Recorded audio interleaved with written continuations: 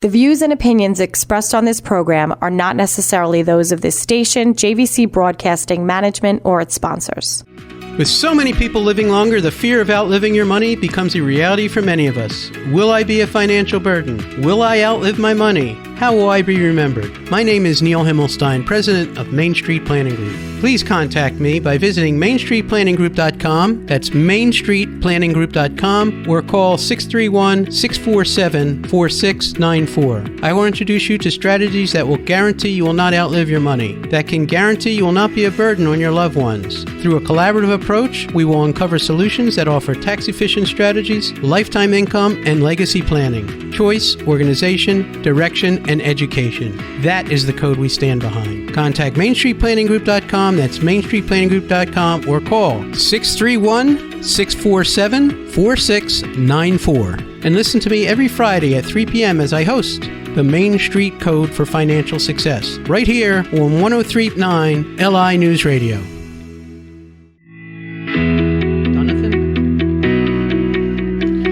Good afternoon. Welcome to the Main Street Code for Financial Success. I'm your host, Neil Himmelstein. You can always catch me here every Friday at 3 o'clock. And also you can email me at themainstreetcode.com or call me at 631-647-4694. And when we talk about our code, we talk about choice, organization, direction, and education. And we work with hundreds of advisors across the United States with all their insurance planning, as well as attorneys and CPAs that have questions regarding your insurance policies.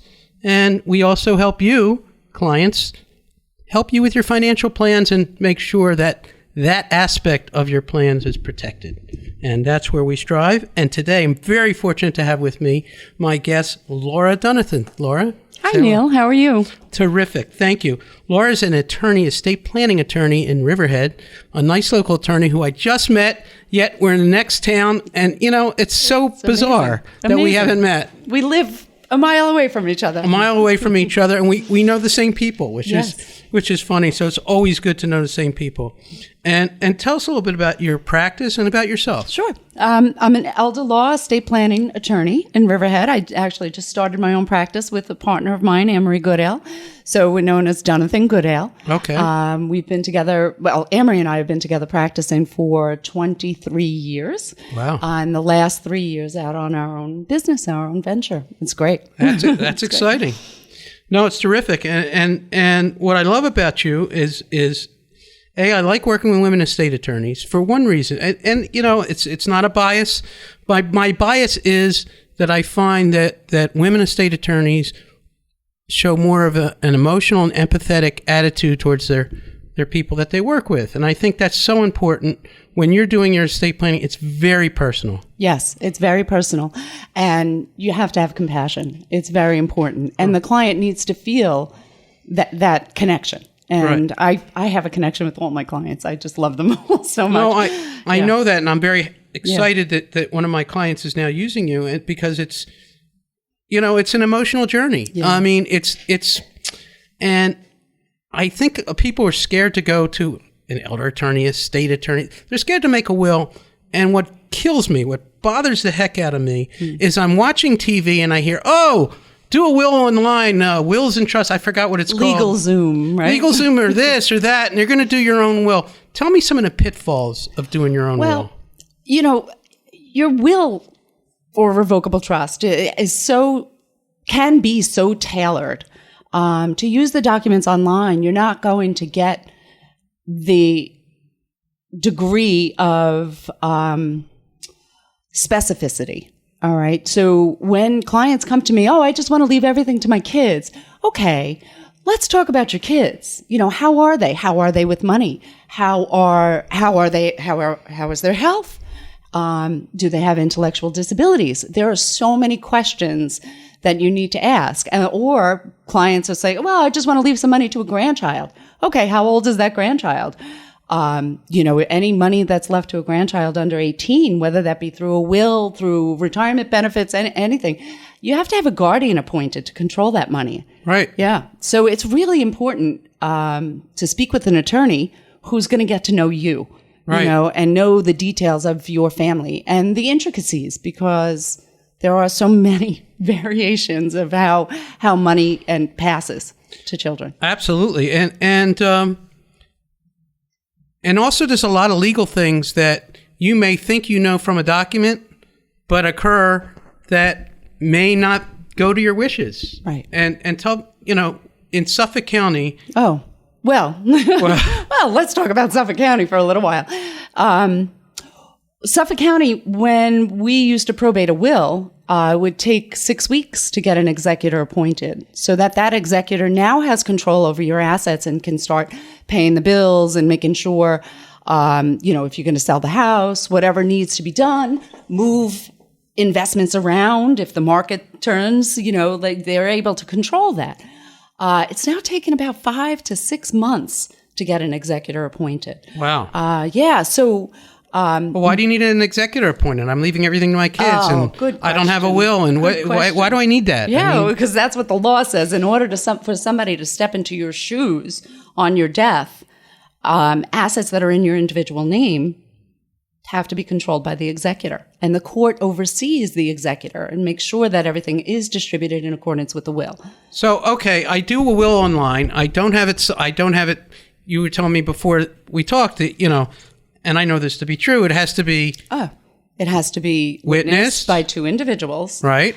And there should be an attesting affidavit signed by those witnesses that, right. And it has to be notarized? The witness affidavit has to be notarized, yes. Okay. Yes. And? Well, there's certain legalities that you have to, rules with respect to a will. Right. Your signature has to go after all the testamentary provisions. You can't just make handwritten changes. There's a lot of. Is that filed anywhere? Is it filed in the state? Is it filed in the county? Is it? While you're alive, it's not. It is not. So what happens if I download the things and I listen? Oh, I'm getting my witnesses. But I put it in a file somewhere, or I put it in storage, or I moved, or I didn't tell anybody. Right. Well, and nobody knows where it is. If we can't find the will, okay, there's a presumption that if there was a will, it's been revoked. Okay, there's a presumption that it's been revoked, and you're stuck with the New York law. Instead of it in a probate proceeding, you're doing an administration proceeding. And New York fills in who your beneficiaries are. Wow. Okay. So if you want things to go where you want them, you need to consult an attorney who does all the steps properly and is going to ask you questions you may not even think about. Yes. Or know about. And, one of the things I find quite a bit, I'm sure you found it in your practice, and I'm talking about after people pass, even in life insurance contracts, which, by the way, don't go by will, right? That's true. Usually by beneficiary designation. By beneficiary, they never change their beneficiary designation. Mm-hmm. So they could be leaving a portion of their assets to someone who's not alive. And then what happens? Well, then it would go to their estate. And then their estate takes 6 months before it even gets... Yeah. Tell me about that. Yeah. That's crazy. Yeah. Well, the six months is unusual, but I've found it in many counties in New York, like in Queens, where I've been waiting over a year for. Oh my God! And COVID certainly didn't help. Well, COVID I think is mostly the cause for the delay, but there's been there's a lot of extenuating circumstances that have caused the delay in Suffolk County, but. The important part of a will is to work with an advisor that might tell you, don't use a will. Don't rely on a will.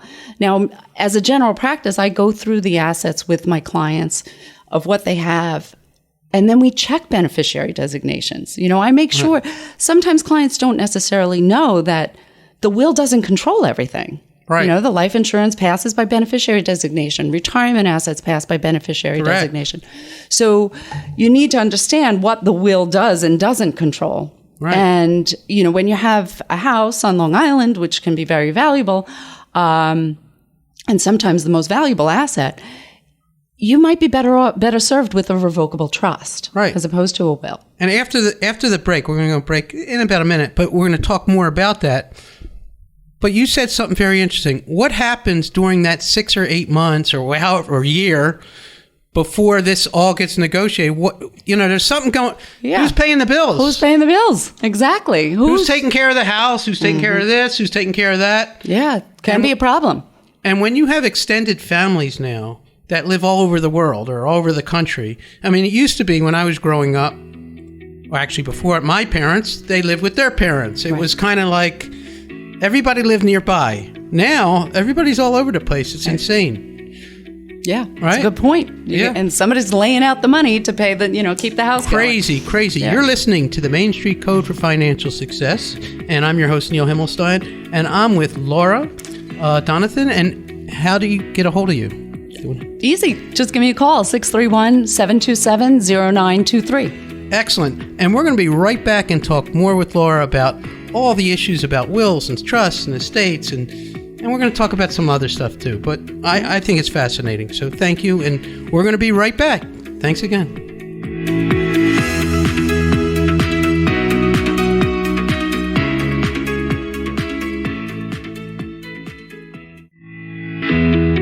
Welcome back to the Main Street Code for Financial Success. I'm your host, Neil Himmelstein, and I'm with Laura Dunathan, an estate planning attorney in Riverhead. And she's got tremendous experience in the world of estate planning and trust planning and elder law planning. And people get confused. Well, why do I need a lawyer? Before the break, we were talking about, why do I need a lawyer? If maybe I don't have tremendous assets, maybe I do. What do I need a lawyer for? And we were going into great detail. Well, even a basic will is important. Absolutely. So everyone should have a will. Right. All right. But, important part of planning is to have a really strong power of attorney. Right. Right. Yeah. Of course. Who's going to execute the will? Who is going to take care of your finances if you're alive but unable to do so? Huge. Very important. Huge. And that's why we get into trusts and wills. And, you may think you live a great lifestyle and this and that, and it's basic, but, things can get very complicated for your loved ones if you get sick or disabled or need long-term care, which we can talk about, or you pass away, and who's going to handle what and who's going to do what. And God forbid you should wait a year or 6 months before you can even decide where things go, what chaos it does. And I know, listen, I forgot what somebody told me yesterday. You were talking about blood is thicker than money. I'm sorry. Blood is thick. What's the expression? Blood is thicker than water. Blood is thicker than water, but money is thicker than blood. And when it comes to your children inheriting assets, and they may look like they get along great, but all of a sudden, when things don't go somebody's way, then the bickering starts, and it gets very ugly to the point where I know many families where they're not talking to their siblings, or they're not, and it's just completely disruptive. And it all starts with, my parent didn't have a will. Right. Or the will was lost. Or they changed the will. Or it wasn't notarized properly, or, they left things out. I mean, look at all the things that could happen to a family, and I would not want to leave my family that way. I'm sure you wouldn't want to leave your family that way. I'm sure our listeners wouldn't want to leave your family in a mess. I mean, everybody wants harmony. Everybody wants good health, and they want to be wealthy and live nice and comfortable and leave comfortably. And not just leave a legacy. Everything you do in your life, people say, oh, I don't need legacy. Yeah, everybody wants a legacy. Everybody wants a statue. Everybody wants to know, what is it that you contributed to the earth, and what are you leaving behind? Wouldn't you say? I would say so, yeah. Yeah. Yeah, and what, a lot of times I find that kids start fighting about personal property. So this is just like items of sentimental value that weren't discussed, or it wasn't talked about who's getting what, or it wasn't given away during the life. And for some reason, I feel that a lot of will contests start with personal property, which is so easily avoided. I know. And people are afraid. I spoke to a couple, it was about 10 years ago, but I was speaking to this couple, and this guy had a prized coin collection. Oh, my son, I go, is that in your will? I asked him straight out. He said, oh, it just meant, is it? Oh, no. I wanted to keep it out of the will because I didn't want it to be part of my assets. Well, let me tell you something. By not designating a beneficiary of your coin collection, your valued coin collection, or whatever it is, your gun collection, a whole nother story. All of a sudden, you have controversy. I know in my family, my personal situation, my father had passed, my mother had passed, and my mother had a bunch of jewelry. Now, we thought it was in a safe deposit box. It wasn't. And after my father passed, a few years past my mother, spent the night in the house, and I found all the jewelry. And we knew that one or two rings, but not written down anywhere, that she wanted her two granddaughters to have her two engagement wedding ring. Okay? So we knew that. Then there was this whole bunch of other stuff. Some of it was costume jewelry, some of it was real jewelry, whatever. So I have 4 brothers, 3 there still alive. We all sat down and we took this bag of jewelry and we all played golf. I don't play golf, but they did, and I kind of hung around and hit the ball a little bit. But we all sat down and we took the bag and we went around the room without our wives. Right. Important. Okay? And we sat down. You pick one, you pick one, you pick one, you pick one, you pick one, you pick one. That's nice. And everybody left, and, no worries. That's nice. Everybody's okay. But you know what? I'm sure that doesn't happen often, and maybe it does, maybe it doesn't. But I've seen people fight over, like, the stupidest things. Silly things. Yeah. Right? Yeah. And that's part of why you should see an attorney, because that starts the communication. Absolutely. And I tell every client, communication is key, right? Communication is key. And your will is essentially your last way to communicate with your family members. Right. So if you write it down, I mean, you don't have to list every single thing in your will. You can have an outside document that lists everything and says who's getting what. It's not necessarily binding that way. However, when the kids see it and they see it in writing and they know what mom or dad wanted, they honor that. Right. Absolutely. So you were talking to me, and again, I know about these, but tell me a little bit more about special needs trusts and why do people need them?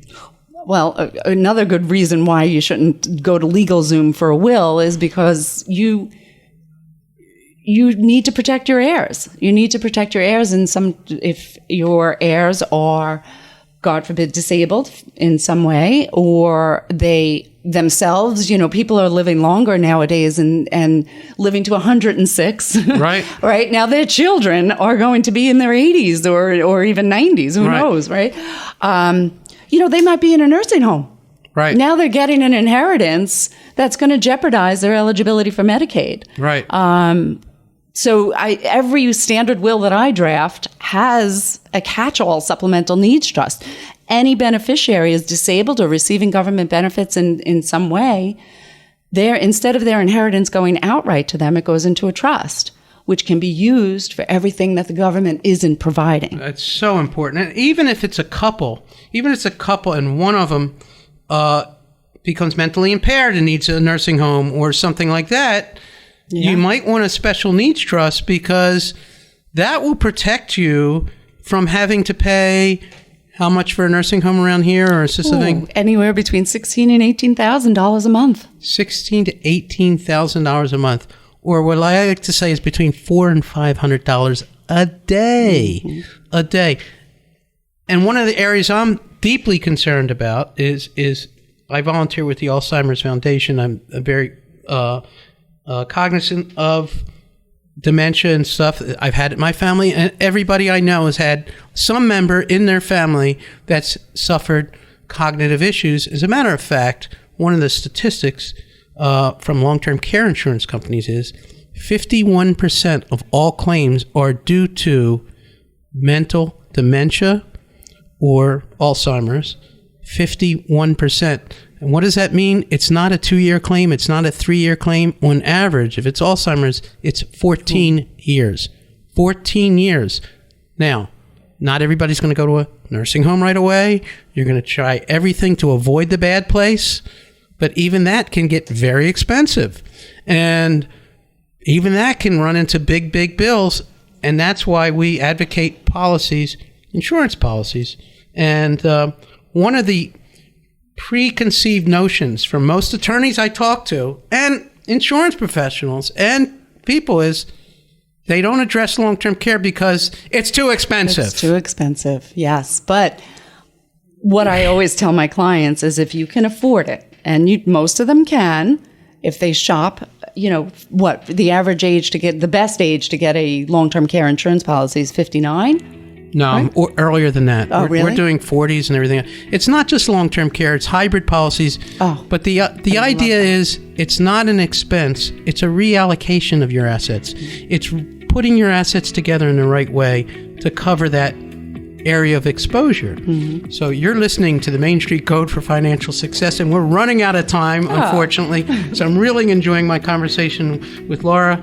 And Laura, how can they get a hold of you if they need to get you? I'm on the website at www.DunathanGoodale.com. Phone number 631-727-0923. And email Dunathan, which is LDUNathan at dglegalteam.com. Fantastic. And I had a great time. Maybe you'll come back, I hope. I would love to, Neil. This was great. And have a great day, everybody. This is Neil Himmelstein. You can always reach me at 631-647-4694. Have a great weekend. Thank you.